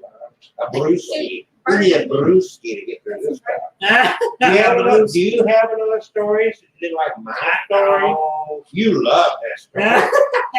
He might come out of his chair. Maybe think that he was telling his story or something. Does that make That was that a my little bit story. was that a little bit too close to home for you? Yeah, it was a little too close to all of it. So. Which one of these dogs? If you had to rate your dog on a scale of 1 to 10, which one of them would be the most sensitive dog? Oh my gosh. I Chucky? don't know. I've never had any dog. Chucky? I don't know, Chucky might kill you at some point. All right, ladies, with that in mind, he's not a pervert. No. He does have a thing for dogs, but not the blow up kind. I don't think. You have a blow up dog? No, that's Frank's department. I have a serious interest in the paranormal and haunted items. Sucky bus. Spirits. Hey, the spirits. Was that a mosquito? Was that a I have a story of Teddy. Uh-oh. What? Y'all know the story of Teddy? No, wait a minute. This is adult. This is children out here. After he read all that. I didn't know what it was going to be. You really don't know the story? Dan Aykroyd had a sex with ghosts. Yeah. A gay male ghost. Tim the teddy bear, what's this about? Well, I guess you wouldn't. I thought teddy bear. Like truckers. The trucker hat. Oh, like the trucker ghost stories. He found it on the side of the road. Oh. And he put it on the spot. But what? And he found the teddy bear on the side of the road and put it on while the dash was the truck. But then what happened? So we woke up in the middle of the night. Ooh, teddy bear wasn't where it was not. Teddy bear wasn't there anymore. It was in the seat. It was in the seat with a little boy. Oh, so he walked up in the cab and Teddy had moved the seat. There was a little boy ghost. Oh, And this is happened several times. oh. All right, so now this ought to be good because this is a Route 66 story. Oh, I know. So, quantum hitchhiker In El Reno. in El Reno. Now, I want you guys to notice the interesting thing about when people want to sound intelligent, they just say quantum physics. Yeah. But the funny thing is, this thing ain't this hitchhiker is nothing scientific. I don't know why they call it quantum. I'll read the I don't story. like that. El Reno, Oklahoma. If you are traveling on Route 66, get your kicks on Route 66 between Weatherford and El Reno, Oklahoma. At nighttime, keep your eyes open because legend has it that this part of the old Mother Road is haunted by an elderly humpback man. He is said to appear in a brown trench coat wearing a bogey-style, it's Humphrey Bogart, bogey-style hat pulled down over his eyes. He has often been spotted walking along the old highway, especially, like all of them, especially on foggy or rainy nights. See, a lot of these stories are foggy and rainy nights. That's gotta have a thing. And reportedly, one person picked up the old figure on a wet evening, and the eerie little man would not talk to him.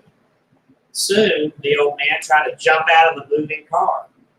The driver immediately pulled over to the side to let him out, but only this time, the old man had disappeared and was now spotted walking again, way down the road, walking away. Mm.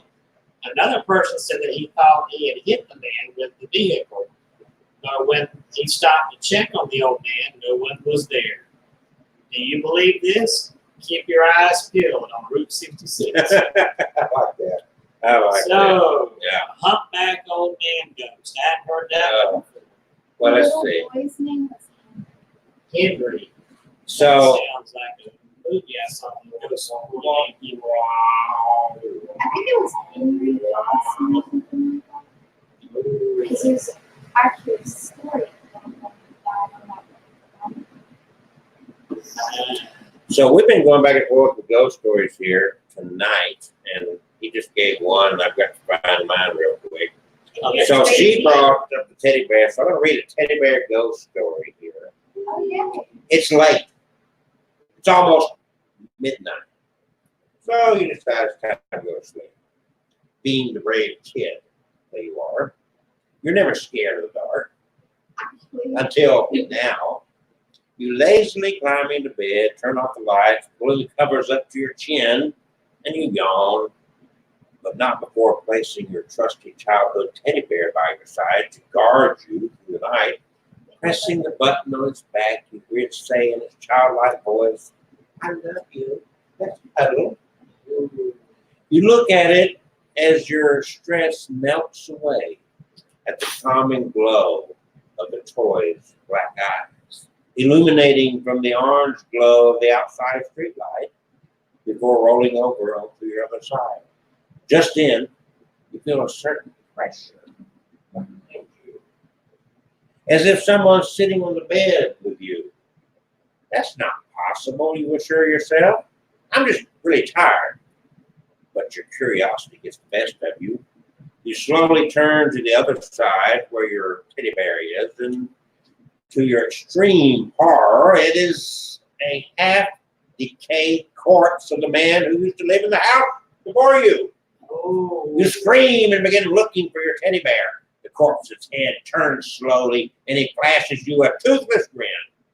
His eyes begin to glow in the exact same way as your childhood best friend, the teddy bear, and then you hear it say in that familiar voice, "I love you." Yes, I do. Get out and go. So, I'm done with that. So we're taking Christmas back to its original roots when they told ghost stories for Christmas, because Kevin and I both we like ghost stories. We like this kind of stuff.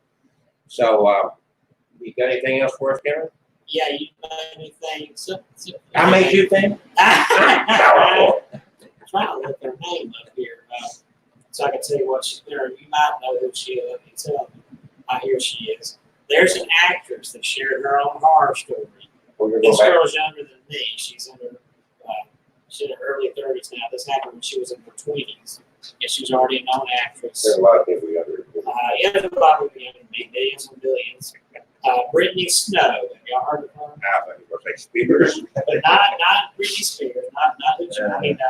Not Britney Spears. Can't say it. Brittany Snow is an actress. There was a TV show she was a regular on. I was trying to find it.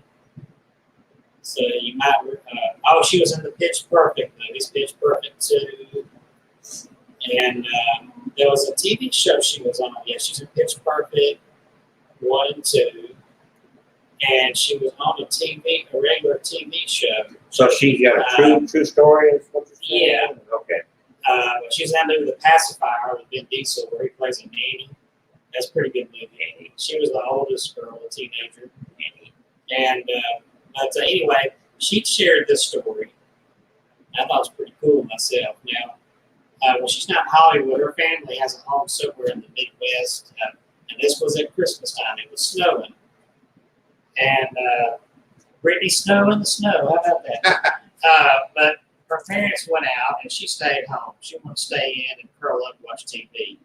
So she was curled up on her sofa and had an Afghan wrapped around her. She's watching a scary movie of all things. And across the room, the TV's here, and then over here, there's a big bay window looking out the backyard. And there's snow covering the ground and it's still snowing out. Well, she's watching TV and then she sees motion over there toward the window. And she looks over in time to see this creepy looking man, a tall guy, wearing black and a black hood, standing at the window looking in. Well, she's not sure if he's seen her yet, so just out of reaction and panic, she takes the Afghan and covers her head up.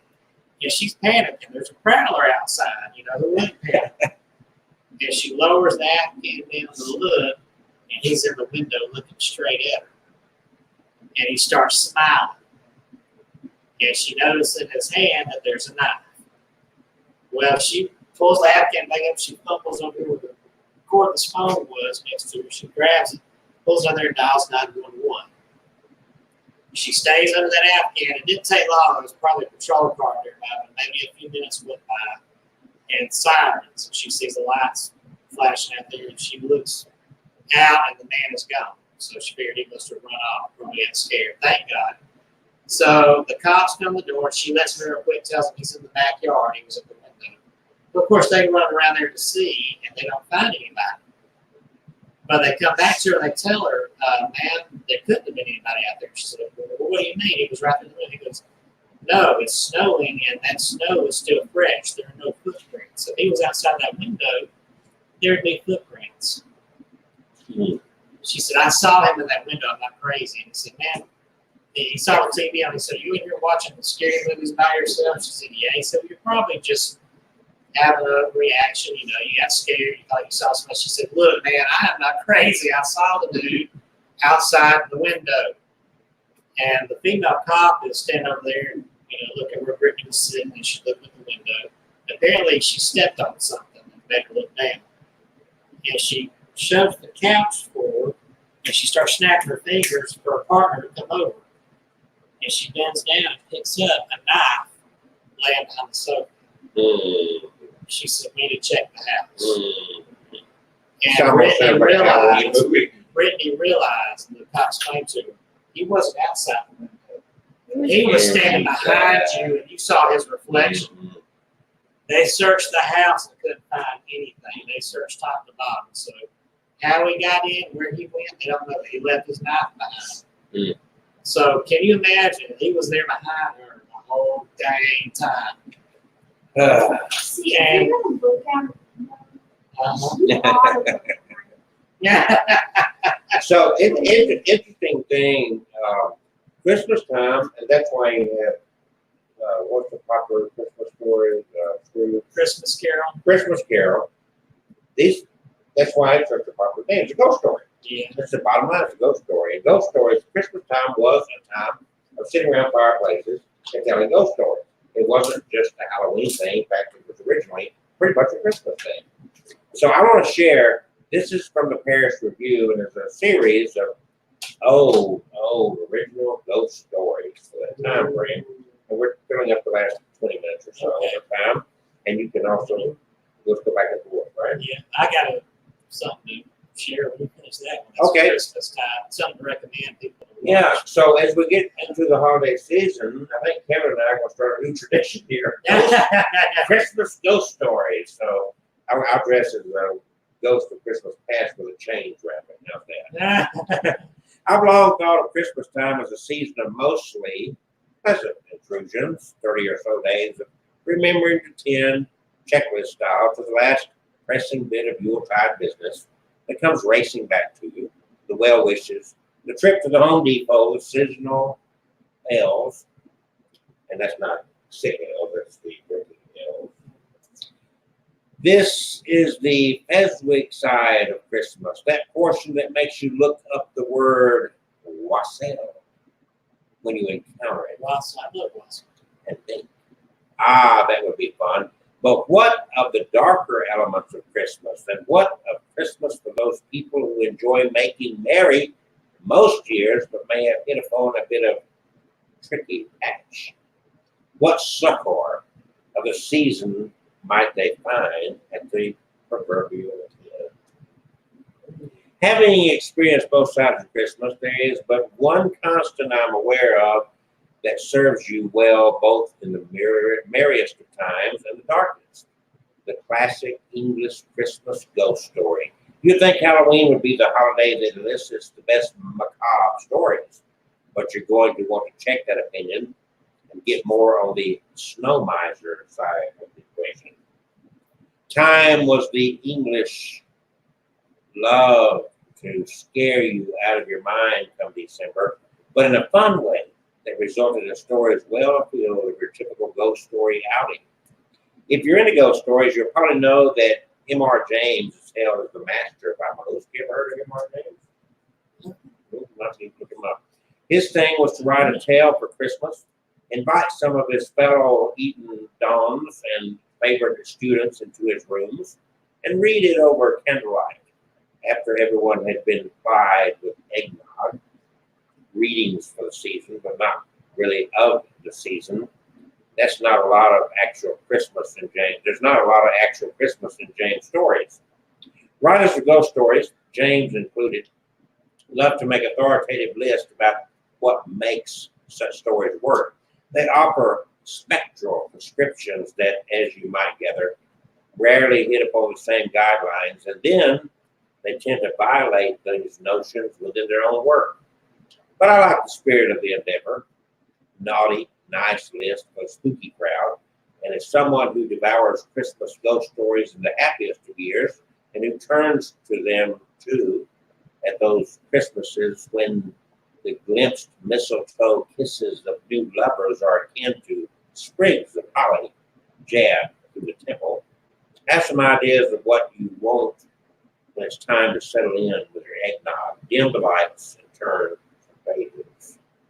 The first key to a Christmas story, ghost story, is a convivial atmosphere. People in these stories are well fed. They're often hanging out in groups. You're not well fed. Not very well. You feel like you're hanging out with them. You do not wish to leave any more than they do. It's cold outside, but warm in here. It's time to rediscover the sense of play that so many of us adults lose over the years, and which, when we are fortunate, we remember to rediscover at Christmas. Next, a game might be proposed, say a game of telling stories. Then comes the terror. The status quo is infused with a sensation of something being a touch off. Chuckles give way to shared uneasy glances that maybe this isn't all Mary Moulton. But this isn't the terror of Lovecraft or of impending doom or the horror that indicates our fundamentally base natures. It's a rather more pleasing terror. The ghosts, even when they mean to avenge themselves upon us, also seem to have dipped into the nog a time or two with their own playfulness. Sure, they can kill you, but they do so with a joke or two at the ready. These are the short days of the year, and a weird admixture of pagan habits and grand religiosity obtains. There's also, of course, booze. People didn't have TVs, people drank. People got to telling tales. Someone told a tale, and someone tried to tell a bigger one, and then lo, we got a whole ghost story, Christmas tradition, what we're talking about. But even if you're into this stuff, there's a decent chance that you were not read any of these oft overlooked Christmas baubles. Stories which have always made me grateful for their company, blending themselves to my mood and needs and wishes in ways that nothing else quite has. They're also dead good fun.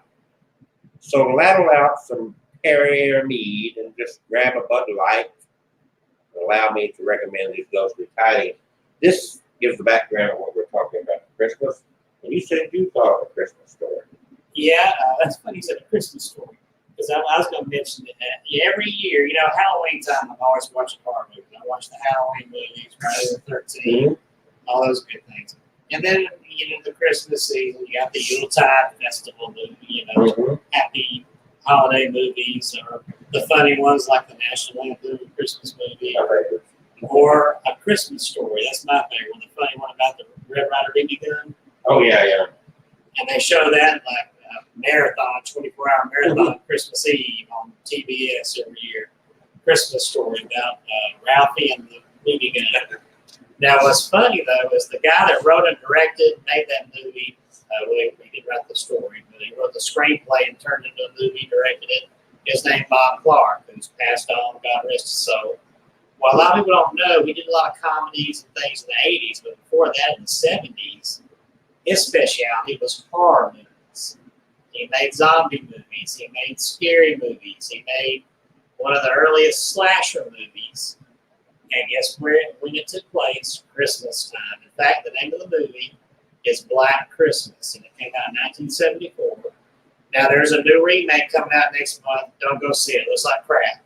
Don't go see it. You're I've giving seen a review before it even The preview basically is like the whole movie. It looks stupid. So don't see it. They already remade it in 2006, and that was better than what's coming out next month.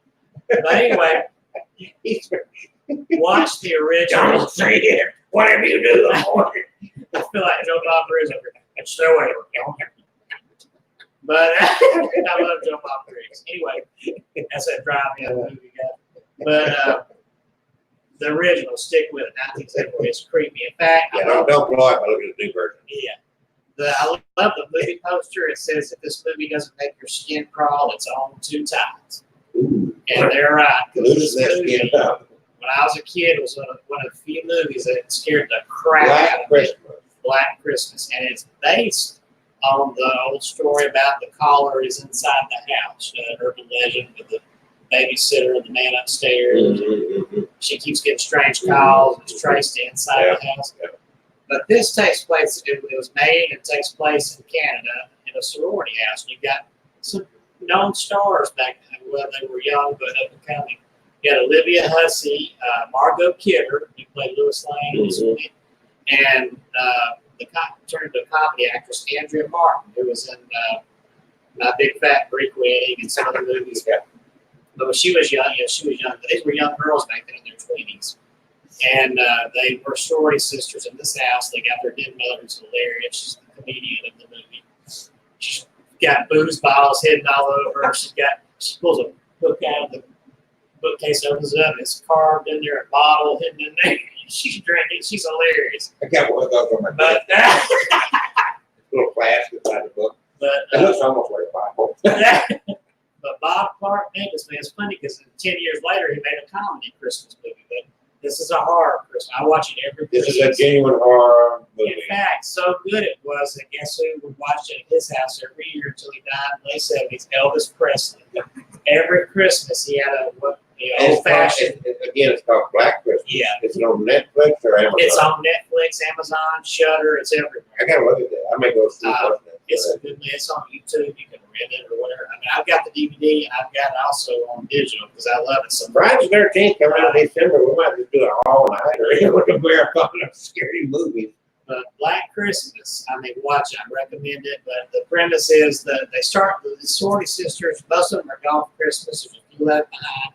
They start getting these weird phone calls from some guy.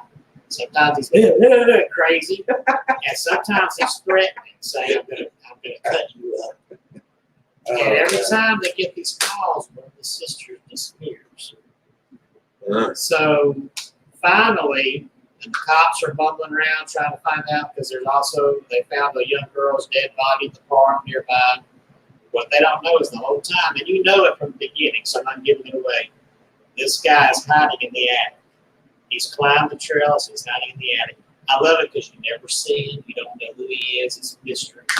But you know, But every time he climbs down those attic steps and goes into the mother's room and makes the calls from the separate line, they don't know it. And when these girls disappear, he's killed them and taken them up in the attic. And it gets down to Olivia Hussey, and that's when she gets the call from the cop. They've traced it, and the caller is inside the house. And after I watched that movie the first time I was a kid, every time I heard a creak in the attic, I would go panic. Because I thought that guy. So how old were you when you first saw this? I was a little kid. They showed on, there was a USA network when I was in the 80s. When I was a kid, they used to have what they called Saturday Nightmares. Every Saturday night. So that's where you saw it first. Every Christmas they showed that. But I didn't know until recently Elvis Presley from 1974 until he died. Every Christmas he had what we would now call a watch party. He would throw up a movie screen in Graceland and invite his friends over and they'd watch Black Christmas. He loved it. Probably wouldn't kill it. That's why he shot the TV. He went crazy. So it's a good movie. It's creepy as hell. I gotta watch that. Black Christmas. Yeah. I don't think I've ever seen that. The storyline is familiar to me. Yeah. Yeah, that sounds very interesting. They remade it in 2006 with the then. Don't see that version. And the new one, Yeah. no. One of the girls from Mean Girls, Lacey Chabert was in it. Michelle Trachtenberg. This other girl I've seen in the video. It was okay, but they goofed it up. This one coming out next month, the preview just sucks. I mean, It's like- that 2-minute preview shows you what's going to happen in the movie. You don't want to see it. It's like the new Slender. Slender Man, yeah, I didn't like It was like, it's a totally it. It different. was, I didn't like They it. really could have done the next. So what we're going to start doing is we'll have a little segment every Tuesday night on a movie review for horror movies. Oh, yeah, we could do Yeah, that would add a little bit to it. Let's see that. Every Christmas I turn on, I need to watch it. I love it. Sometimes I watch it during the year, anytime I feel like it. But Christmas, That's a big time. And so we're going to start. We got between now and Christmas, we got, 2 months? Less than that. Less than 2 months before the holiday season. So we'll do that. I think it's fun. I've enjoyed tonight. These stories and whatnot. And I'm sorry, I got into an X-rated story. I did not plan that. it was entertaining. But Yeah. it made Our viewers back. We it still got some. made him feel uncomfortable. Oh, I was just, Well, I was dramatized. Too close to home. I was over dramatized, but I was not offended. He was sitting there thinking, they could get a camera in my house. I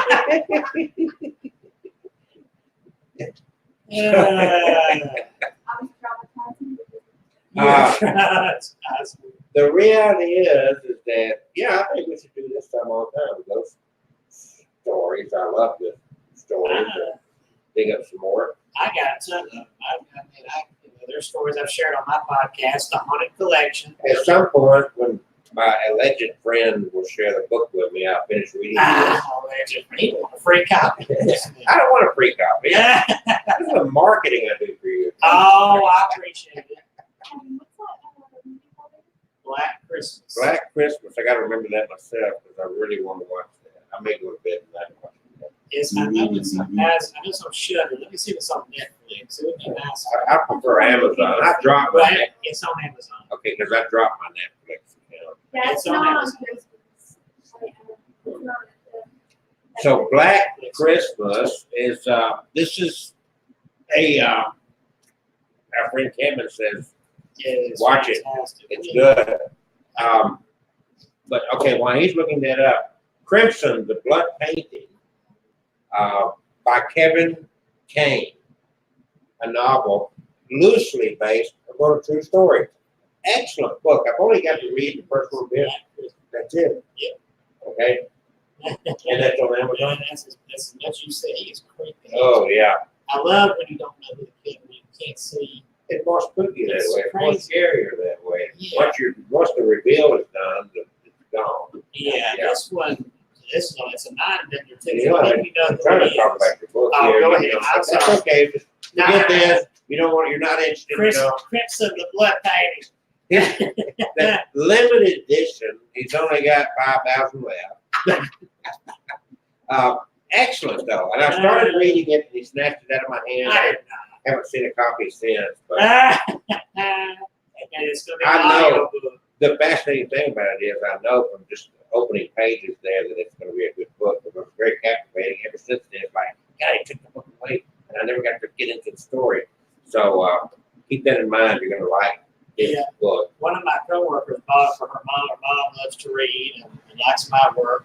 But Pam, who bought it for her mom, she doesn't read a whole lot, but she says she sat down with it and looked through the first several pages. She said, I got hooked on. You got me hooked, man. Yeah, I want to see what's going it's to happen. good. MyHauntedDolls.com. Yes. All these dolls, which he has, what do you have for dolls? He has a harem of I do have dolls. some Play Money autograph photos. See there? See? I knew he was a perv. I knew it. That old man. I Yeah. own. Look at you. Look at no brain this there. Yeah. What? What's under there? Nothing. Yeah, well, God made some heads perfect. Nothing hair. We do have a lot of fun on Tuesday night. I do. I don't know what he I have does. fun. Else I wouldn't come back. I wouldn't think he would come back. He's hoping it'll offend me so much. I keep trying, and he won't go away. He's like a freaking leech attacking himself. Yeah, bloodsucker, blood painting. Get his book. It's MyHauntedDolls.com. Subscribe. Subscribe. Yes, he's audiobook. Are you going to read? No, there's a voice actor. No, he's got a female. I think she's gonna read it. Yeah, she's got a slew of. He's got that on his. Audiobooks. He's got that on his Facebook page, social media. I assume he's also put that posting on your website. Audiobook. Yeah, I need to put that on the Yeah. website.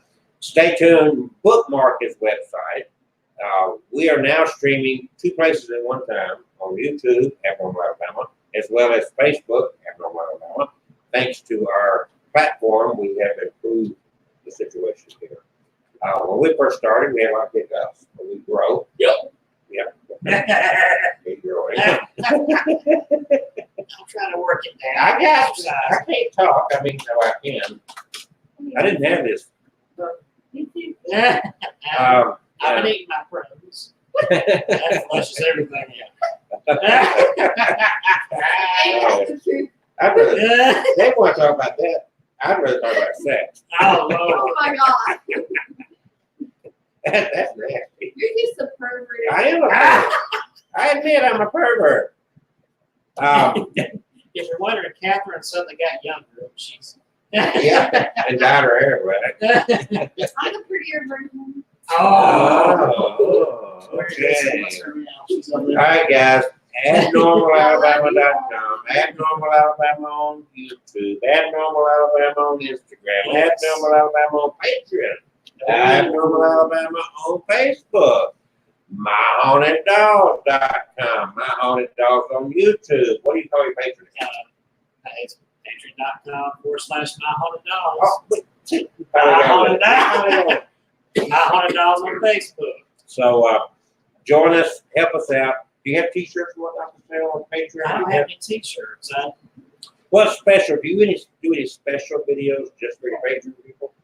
I haven't done any. There's some on there that I've posted, just a few I've shared on there, but nothing spectacular. But I mean, Okay. you can go on my YouTube channel and see all the spectacular EVPs and spirit box responses, So, photos. we got our friend who could not make it here, Carl.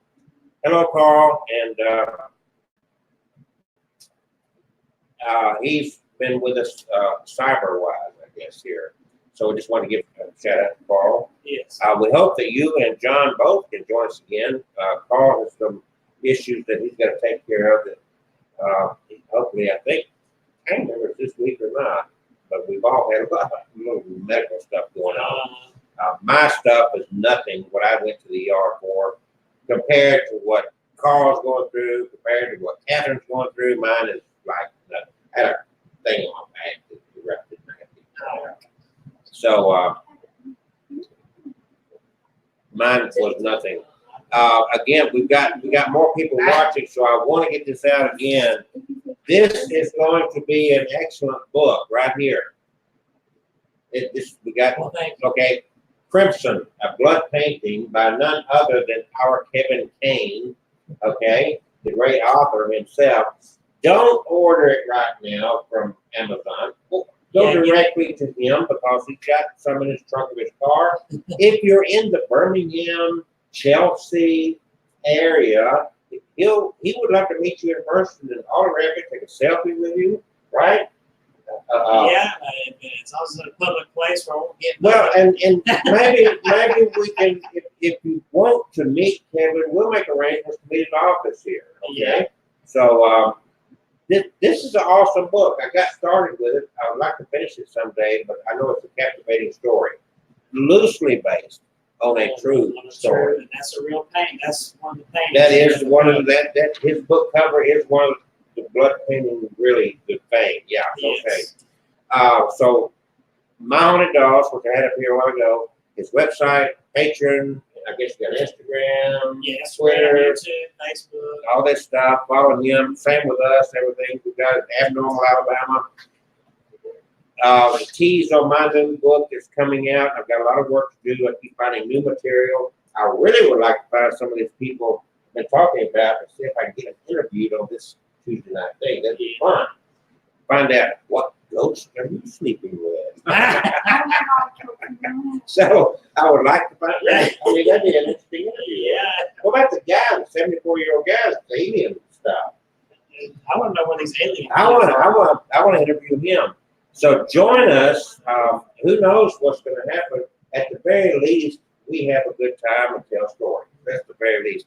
You never know what fascinating Lou doll or other art, not just dolls. He brought other artifacts. Yeah, I brought that little painting and a couple of masks that I have. So this is Chucky. That's his newest edition. Yeah, it's just, And this is not an inexpensive doll. they're expensive on Yeah. trickortreatstudios.com, but you can go to eBay and get a third-party seller and get maybe half of that Save some money with knocked it. off. I saved a couple hundred. Okay. It's a nice, well-built It doll. is. And It it looks like looks an good. exact replica. In fact, when I saw him coming out there, I thought it was a real person that had a real Yeah, I kid had on it. Piggyback I style. thought, who is that? But the bottom Looks like line a is, good guy, no. never know what Kevin's going to pop in with us from week to week. We've only missed, I think, out of this whole thing, we've only missed 2 broadcasts. You had to work late one time, you got sick one time. You went to Savannah. The Savannah. So, yeah. Pretty much all year long, we've been pretty consistent. with Yeah. this thing, which for us, for pretty It's a powerful fighting family.